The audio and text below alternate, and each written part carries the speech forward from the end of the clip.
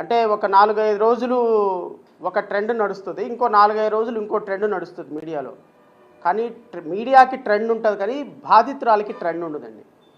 బాధితులు మాత్రం అలాగే ఉన్నారు, సమస్య మాత్రం అలాగే ఉంది, పరిష్కారం మాత్రం దూరంగా ఉంది.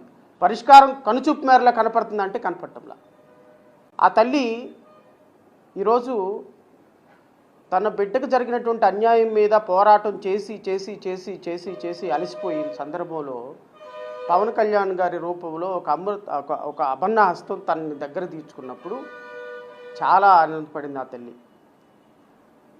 ఆనందపడి నాకు ఒక న్యాయం దొరుకుతుంది అని ఆనందపడింది. చివరికి 16 నెలలైన న్యాయం దొరకకపోతే కొంచెం ఒక మాట మాట్లాడింది, ఇంకా న్యాయం జరగలేదేంటి సార్ నాకు అని. ఇక మొదలుపెట్టారు వేట.